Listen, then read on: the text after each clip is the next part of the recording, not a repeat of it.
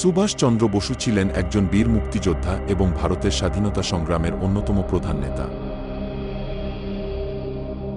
তিনি তার বীরত্ব, আত্মত্যাগ এবং প্রজ্ঞাময় কথাগুলোর জন্য স্মরণীয়। এখানে তার বিখ্যাত কিছু উক্তি দেওয়া হল। তোমরা আমাকে রক্ত দাও, আমি তোমাদের স্বাধীনতা দেব। স্বাধীনতা অর্জনের জন্য তোমাদের যতই কষ্ট সহ্য করতে হোক না কেন, তবুও তা করতে হবে। আমাদের সামনে এখন একটিই পথ খোলা আছে, রক্তের বিনিময়ে স্বাধীনতা অর্জন করা। জন্মে জন্মে দাসত্ব বরণ করার চেয়ে একবার স্বাধীন হয়ে মৃত্যু বরণ করাই শ্রেয়। একমাত্র লক্ষ্যই আমাদের প্রেরণা হওয়া উচিত। জয় হোক মাতৃভূমির, জয় হোক ভারতবর্ষের। মাতৃভূমির মুক্তির জন্য আমরা সবকিছু ত্যাগ করব। আমরা এই পৃথিবীতে আছি মাতৃভূমির সেবা করতে, নিজের সুখের জন্য নয়।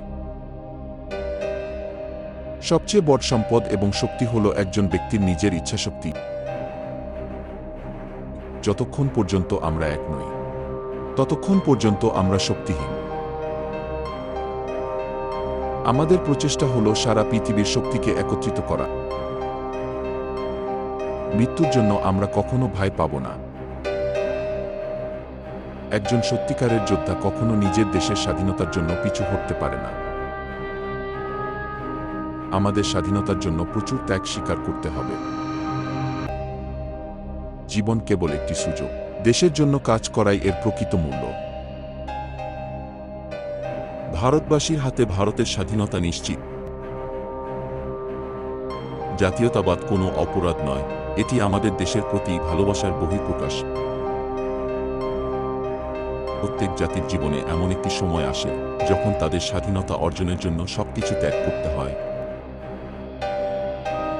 নিজের শক্তি এবং একতা দিয়ে যে কোনো বাধা জয় করা সম্ভব। নিজেদের স্বাধীনতা অর্জন করতে হবে নিজেদের হাতেই। একটি জাতির মানুষ যদি সাহসী এবং বীর হয়, তবে সেই জাতির পতন হতে পারে না। সমস্ত বাধা অতিক্রম করে আমরা এগিয়ে যাব। কোনো জাতিকে সত্যিকারের স্বাধীন করতে হলে তার মানুষের মধ্যে দেশপ্রেম এবং আত্মত্যাগের চেতনা জাগাতে হবে। যুদ্ধের জন্য প্রস্তুত হও, কারণ স্বাধীনতা সহজে আসে না।